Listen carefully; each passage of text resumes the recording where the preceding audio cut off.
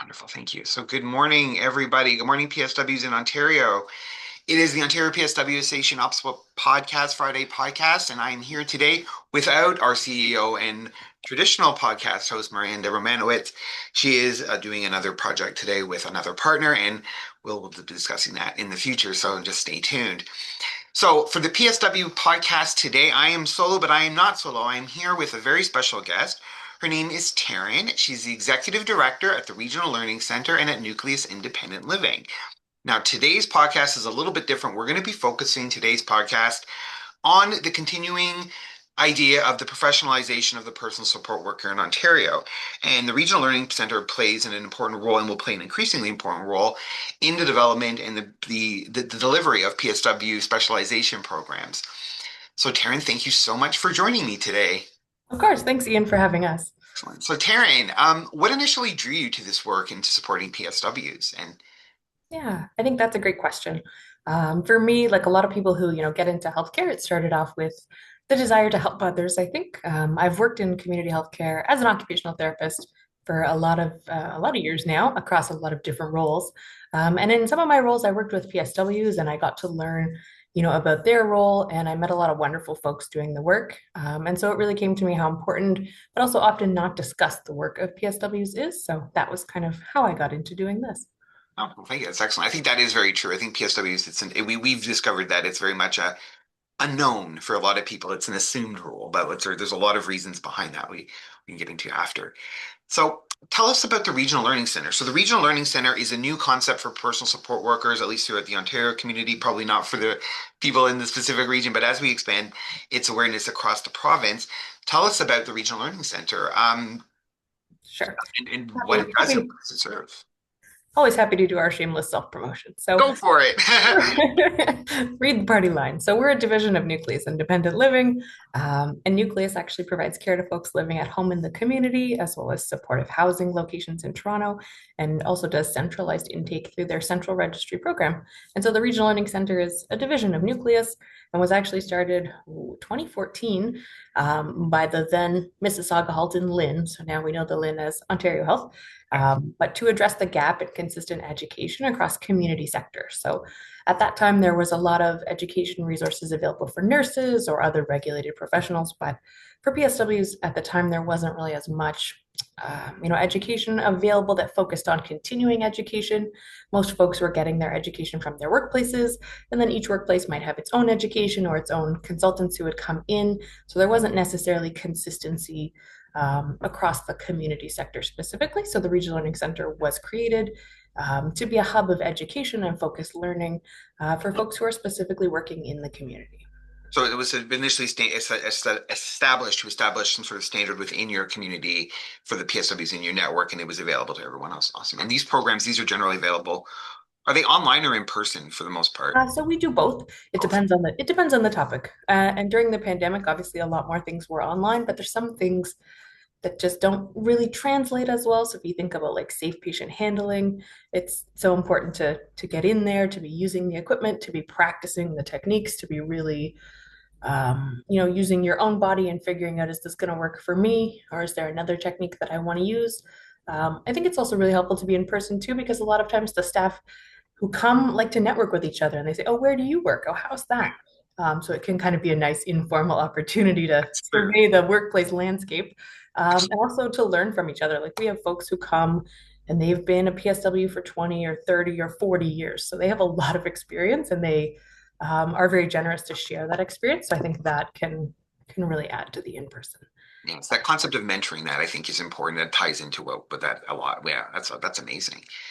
So when continuing, so we're going to continue with continuing education. So continuing education gets talked a lot about, but it's never prioritized. So why do you think ongoing learning is so critical for PSWs today? Now, with the association, we're always promoting specialization. So, but from the RLC Nucleus and your own occupational therapist point of view, what is should be the priority? What is Yeah, I think it's continuing education does often get talked about and not always prioritized for sure.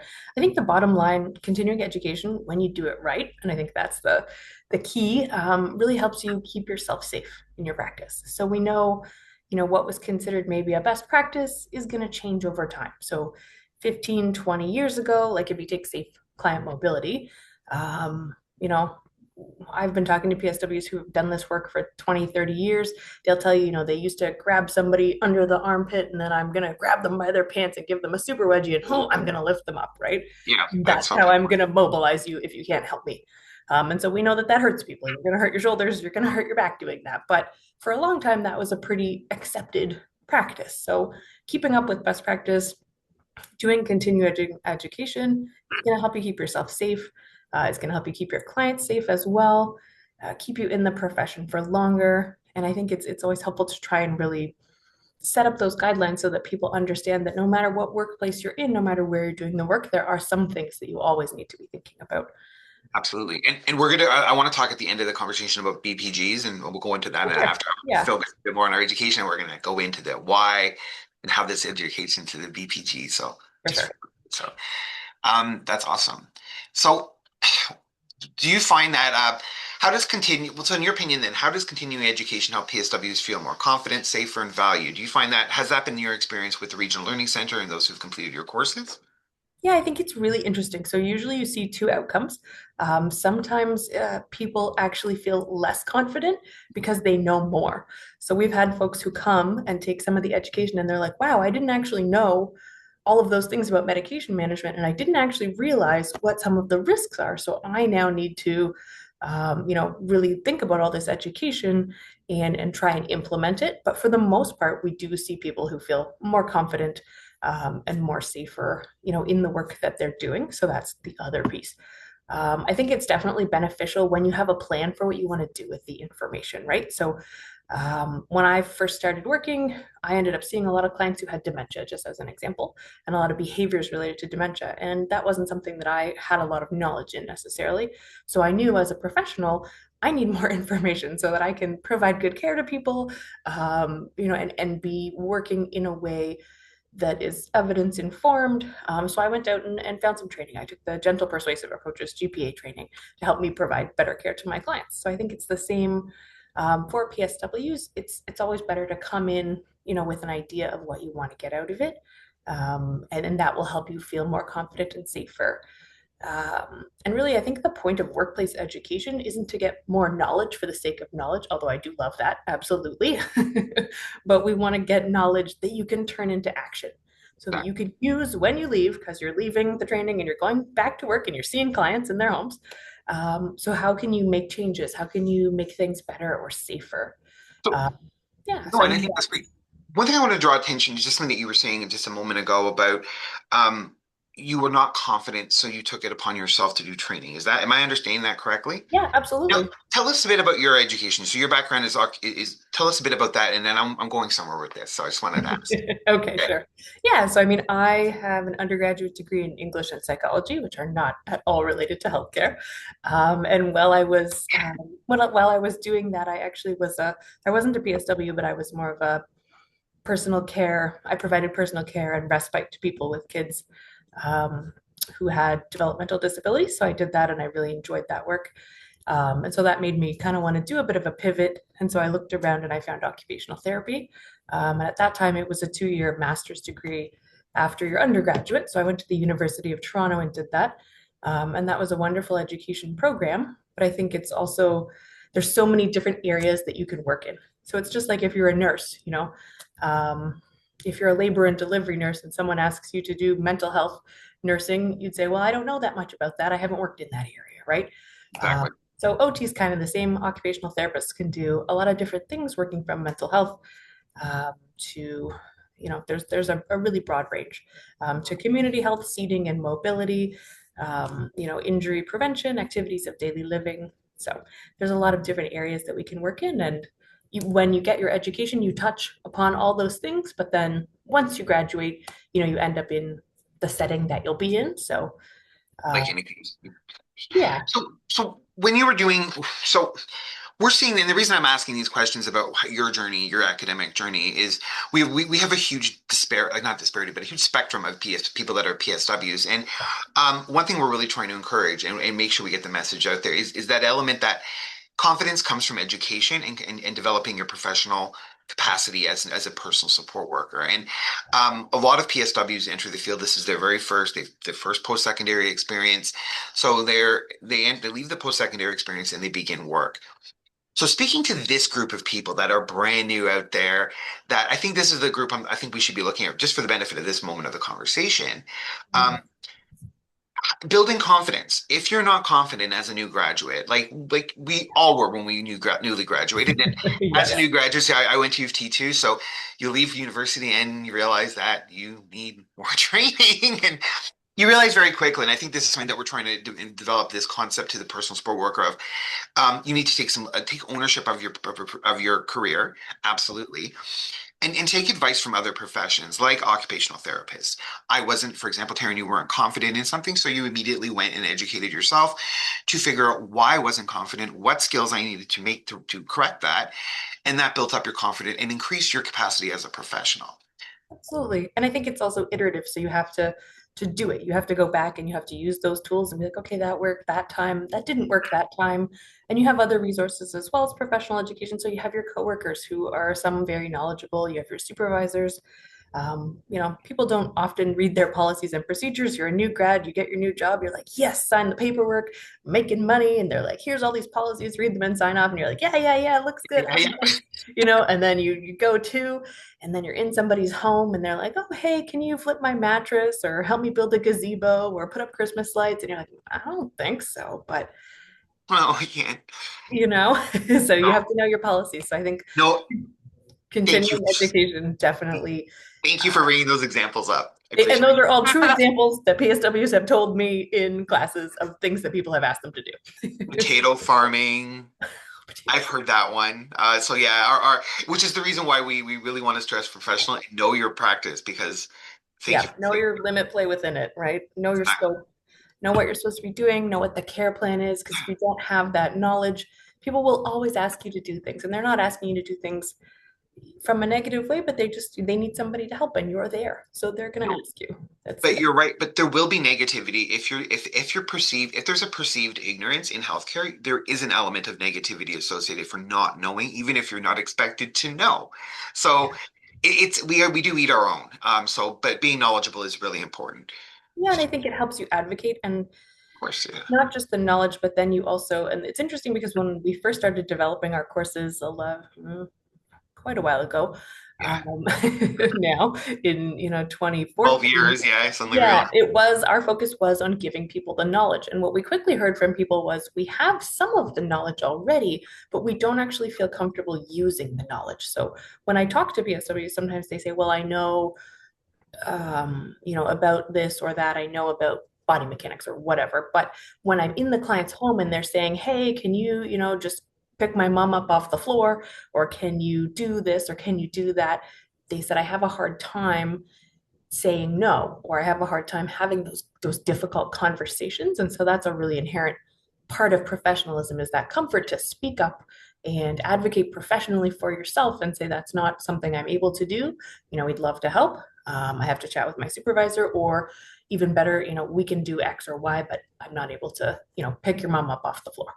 And to that point as well, it's if not only is it injuring the PSW, but if you're in that situation, you have to explain to the person who's asking, this could hurt the patient as well, Absolutely. worse. Yes. So Oh no, I gosh. mean I respectfully decline. We'll look for Yes. something And else. so that's a huge, it's like a muscle. Professionalism is like a muscle. The more you work it, the bigger it gets, the stronger it gets. And so when you first graduate, you want to rock the world, you want to help people, you want to enable them, you're really optimistic, which is wonderful. But at the same time, you have to temper that with knowing what your limits are. It's funny because I used to work with a PSW who would always be like, Taryn, nobody cares about you more than you. So you always need to, think about yourself as well. How am I going to keep myself safe doing this work? And chances are, whatever you're doing to keep yourself safe is also keeping your client or your consumer safe. So They are hand in hand actually. yeah, they go together. Because we the injury rates for PSWs are high and the patient rates as well. So it does create a comprehensive danger kind of situation if people aren't professional and aren't able to say no because it's misleading Yeah, at the end of the day. It really is yeah. misleading. And it doesn't help your coworkers because then if I come in tomorrow and they say, oh, well, Ian was here yesterday and he did this and this and this, why can't you do that? Then I'm in a tough spot of being like, well, that's not our policy. I'm not able to do that. Um, you know, I'm concerned about that. It's a safety issue. Well, Ian would say no in those situations. Yes, Like, sure, you would. I'd be that's like, no, good. it's dangerous. We're not doing this. Yeah, So, we're not doing this. I'm getting a bit of a chest cold this morning. I apologize. Oh no. So we want to talk about, so that's great. So we really, thank you so much. I really want to get into the idea of taking ownership of why it's important. And those examples I think Absolutely. were hugely valuable. So thank you so much for saying those. And the fact that every profession deals with this, occupational therapy, and I mean, occupational therapists, I mean, there's fewer of you as a percentage of patients, but there's Yes. lots of PSWs. So we're usually in interaction. Therapists are. So it is take a page out of the OT book. Occupational therapists work alone a lot. Not like they're not like lone gun singers, but they are an independent group, and taking inspiration from some of that self-learning is really important. Speaking of which, so the next stage is okay. I want to self-learn. I'm a PSW. I'm agreeing. Let's talk about the RLC and the RLC. We'll talk about our trainings too. But we are now working together. So OPSWA and the Art Regional Learning Center have partnered. We're now trying to really get our PSWs to look more at your courses. We have them on our page, integrating calendars and all that. So talk about some of the available trainings. We can talk about the regional learning. The partnership came together just for the benefit. We brought this partnership together simply to increase Yeah, the availability of PSW trainings. There's some amazing specializations, increasing the standards, awareness. So touch on the trainings that are available, Taryn. Like what can a PSW? for sure. Yeah, so I mean, I think the partnership came together too because we have a lot of shared values. So Nucleus has provided all its PSW staff with the opportunity to join OPSWA, and OPSWA obviously really values the role of PSWs, and wants to elevate the profession and have that shared vision for safer community care specifically. So at the Regional Learning Center, our team and me, we're really passionate about creating courses that people can attend, and then you leave with something that you can do. So you have a new strategy, you have a new tool for your toolbox. So speaking for myself, I've attended workplace training and education sessions, where you leave and you're like, oh, that was really great. I learned a lot, but I don't know how I'm going to do that in my actual job. How am I going to apply that? And that's a trouble. That's a problem. So it's not that we just need to know better, but we also need to do better. We need to focus on that action. So over the course of the last 11 years, as I said, we've road tested all this material with literally thousands of PSWs, and we're continuing to revise that material, really responsive to the needs of staff and to the changing needs of the community. We know, clients and patients and consumers, whatever word you like to use, are becoming more acute. So people are coming home sooner from the hospital. They're needing more care. So all of our courses have real, case studies from real practice situations. And the team that designs the training also has experience across the health sector, and we've been boots on the ground. So we know what it's like to go into someone's home, for the first time, you're alone, maybe you're not sure what to expect. So to that end, we've given a couple of different pretty tailored education sessions to OPSWA members for the first time. So typically the Regional Learning Center has only been available to organizations in the Mississauga-Halton area. So this is the first time that we're really opening up some of our internal courses where anybody who's a PSW can attend. So that's kind of cool. And right now we're offering sessions on medication management, empathic strain, compassion fatigue, as well as professionalism, where we look at some of the different issues that can definitely come up while you're on the job. We're also offering an in-person session at our Oakville location, which is on safer client mobility, which we've designed specifically for PSWs working in community to address some of the unique pieces that can come up there. But medication management, safer client handling, professionalism, and empathic strain or compassion fatigue are the top ones. Let's talk about compassion fatigue. Medication management, we're getting a lot more requests from PSWs. They're seeing their scope included a little bit more of that. Can you talk a little bit about what that involves, if just for just a quick overview of just so people can understand what that course is? Yeah, absolutely. So compassion fatigue is Oh, really no, about, no, I'm sorry, medication oh, management. Sorry, medication. my Take bad. care. Apologies. That's Medication. okay. They want both, but I just, for the benefit of this conversation, I'm talking about. Yeah, for sure. So medication management is really looking at a couple of different things. It's looking at, potentially acts that could be delegated to you. So we know the delegated acts are insertion, injection, and inhalation. So potentially there could be some of those acts delegated to PSWs. It's also looking at the difference between administration versus assistance, and that's a very big piece that sometimes people get confused by. We also look a lot at the RHPA, or the Regulated Health Professionals Act, to understand really what could be within your scope and what that looks like. We cover off, all the different rights of medication as well, and looking at, how are you administering different things? How are you giving eye drops or ear drops? How are we making sure that we document about medications effectively? So if you go in and the client's like, oh, hey, I already took my medication, you're not like, cool, that's great. But you're checking the blister pack, did they actually take it, and you're documenting accordingly. So really trying to just hold down some of those different pieces, which are all crucial for professionalism, to understand your scope and your role, what you can do, what you can't do, and really what that would look like. So that's a high level overview, but it's about 3.5 hours online, and it's led by one of our um, nurse educator facilitators who are much more knowledgeable about medication management than me.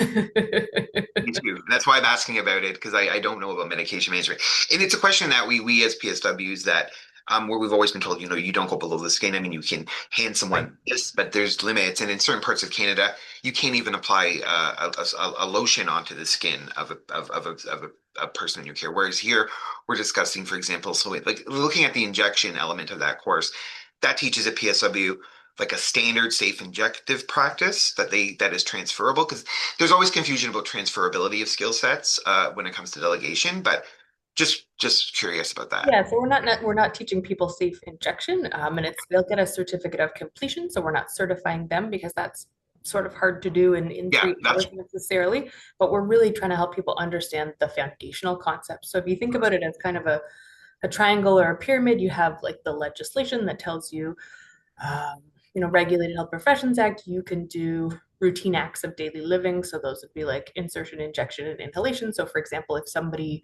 is on insulin and they are stable, so it's not like a sliding scale of insulin, a PSW could potentially give that. So you look yeah, at the legislation that says you could do that, and then you have to look at kind of your employer policies, and employers will all choose, based on their own risk profile and based on their clients, is this something we even want to get into? So when I worked in the community, sometimes we'd have PSWs who came in and gave insulin from one organization, and then there would be staff from other organizations who would tell the client, I can't do that because we don't do that. So you always have to know kind of what your policies and procedures are because they're really going to dictate.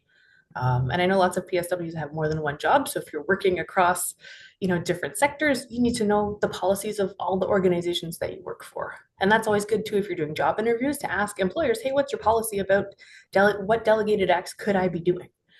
Um, so it shows you the variances and the confusion that exists because yes. individual employers within Ontario and will continue to have the right to make certain decisions about what acts they do or do not carry out. So what we are really going to start looking towards in Ontario is we got to start looking at a little bit more standardization and looking towards best practices.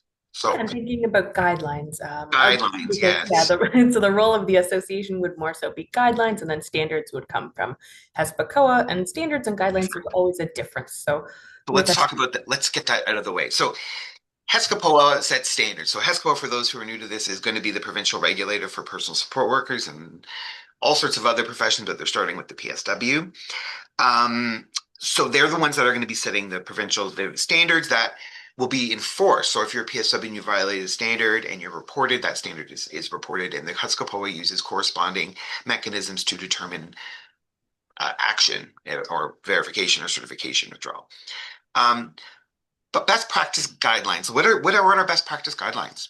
Like for that those is who this. That's a great question, and maybe we should have started there. We should have started there, but we'll go there now. That's okay. Absolutely. So I think, how can we define it? Um, I think there's a lot of different ways to define best practice guidelines, certainly.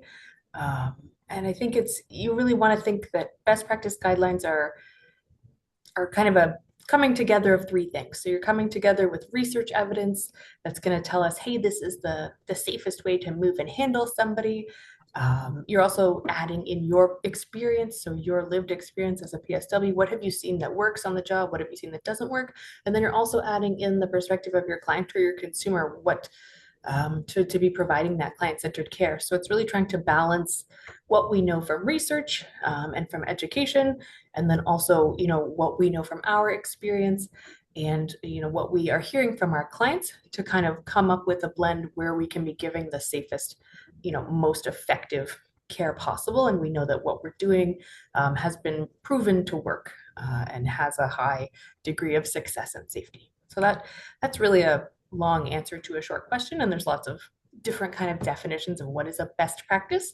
But Oh, best practice is really just, we're bringing in that research element to give people some of that up to date information that's come.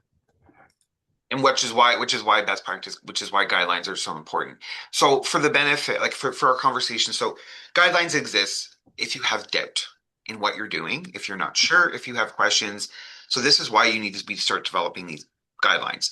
If you have a question, you refer to the guidelines to determine if the action is or is not appropriate for that situation and the recommended course of actions. I'm talking to our PSWs just to make sure we understand. So, um, Yeah, what and it's also meant to guide you, right? So it's meant to give your proven evidence, and then also thinking about your own skill and experience, and obviously related to your employer's policies and procedures.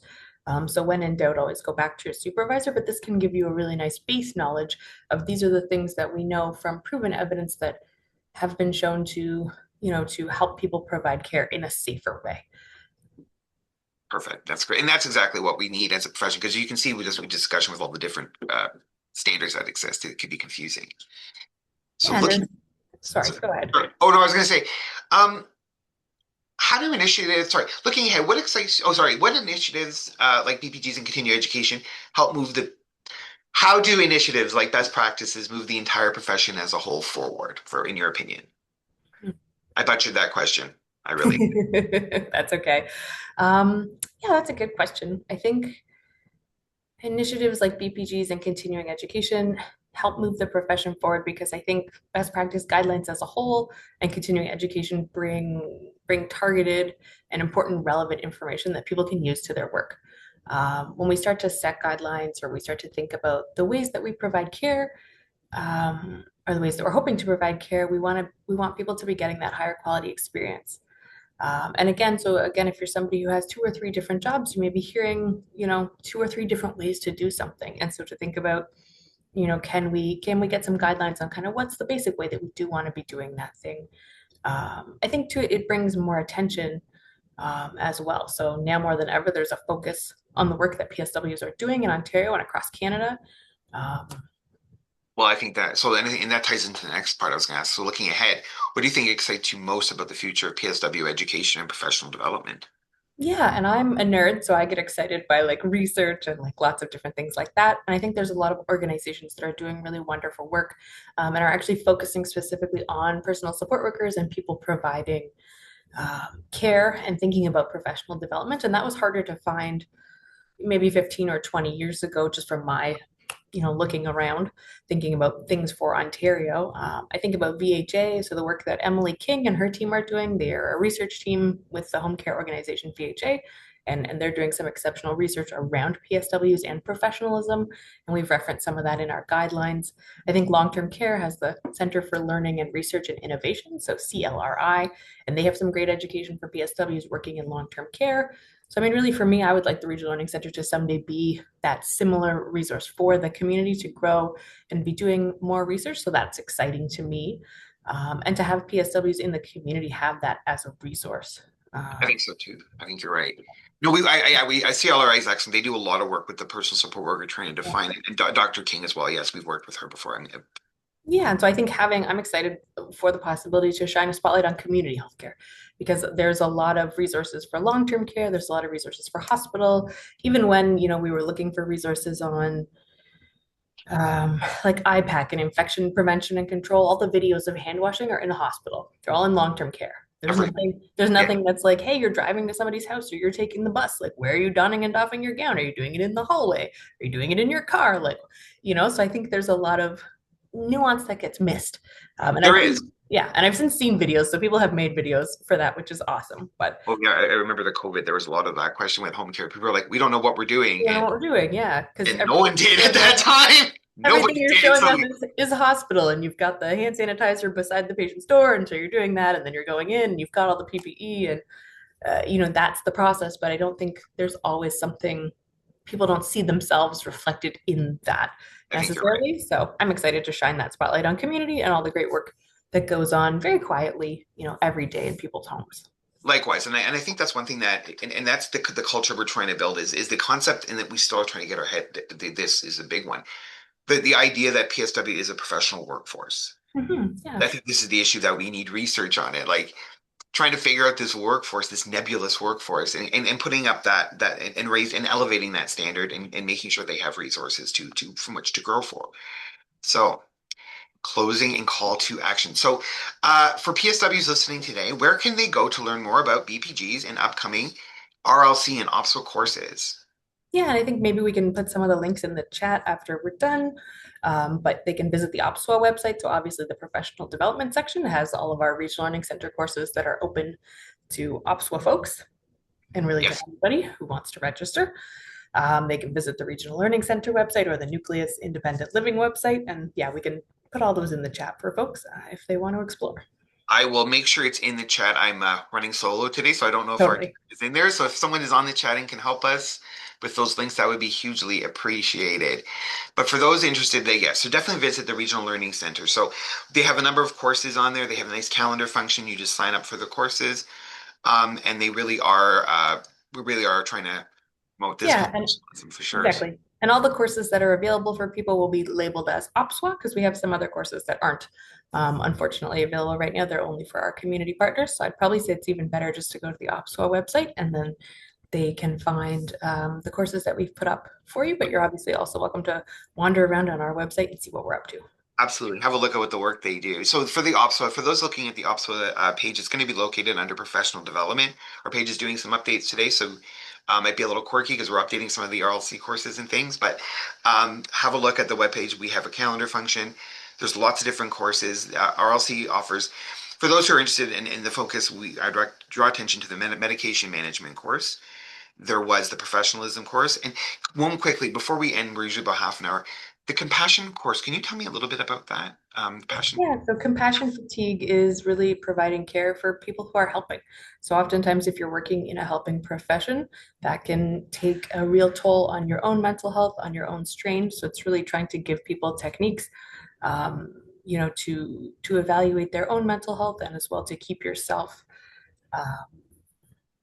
to really just keep yourself in tune with yourself so that you can evaluate, am I doing okay? Or did I have something, I came and visited a client and they've passed away, or, God forbid something traumatic happens while you're on the job, which it certainly can. How are we processing that? How are we working with that? What resources do we have? So really helping people focus in on themselves because the cost of caring for other people can be high and sometimes we don't realize it. So giving yourself tools for your toolbox to care for yourself because if you don't care for yourself, then it's very tough to care for other people. It ties into what you were talking about earlier about sometimes you need to say no. Because sometimes Yeah, not saying absolutely. no can lead to a lot more compassion burnout than saying no. You got to sometimes protect yourself, Bob. You should. Absolutely. So knowing what your boundaries are, what you're able to do, what you're not able to do, and how you would and just to identify for yourself, how do I know when I'm struggling and what can I do, in those situations as well? And what resources are there, for me to use? Because some workplaces have great resources like your EAP, or you may have benefits for therapy or different things like that. So it So depends. for those PSWs who are new to the field, if you're starting your employer with an employer, please check if they have an EAP program. It's an employee assistance program. A lot of the larger employers have one. I know federal government has them, provincial governments. They offer resources on exactly things that Taryn was talking about. For those of us who don't have an EAP program, you come to your RLC, come to the association. We will do our best. That's what we're here to do. So I'm glad that's a very excellent course to have, and I appreciate that's the time was taken to make that. It is a very important thing for our members and the PSWs right across Canada. Um, Taryn, I really want to thank you so much for coming today and speaking with me. And I apologize, Miranda couldn't make it today, but we'll have Okay. other podcasts. And for those PSWs watching, please have a look at the Regional Learning Center webpage. Look at everything that they're doing, the excellent work they're doing, pioneers in the education field for PSWs. Go to and have a look on our webpage. Please explore the courses. For those who have questions about medication management, questions about how to do self-care, professionalism, they're all through the Regional Learning Center. These are excellent courses, and we would definitely encourage you to have a look. And please register, take your profession seriously, and really invest in yourself to protect yourself and keep yourself confident as a professional. So, All Taryn, right. you have anything else for good? Yeah, I think just kind of that last message. Sometimes I hear staff say, well, I'm just a PSW. So I Oh, think the message would be to folks, you're not just a PSW, your role is so important. You're helping people stay in their homes independently. So don't make yourself small. Try and raise your voice to advocate for yourself and for your clients because the work that you're doing is important and you matter. I So just a thank you to all of you from us. appreciate that. Thank you so much. And thank you for the Regional Learning Center for your support and Nucleus Independent Living, of course, and our members there. And we'll have you back on and send our all the best to Trish and Lori and everyone else on the team. All right. Thanks so much, Ian. Have a wonderful rest of your day. Have a wonderful weekend Bye, too. everybody who tuned in. Hey, thanks so much. Bye.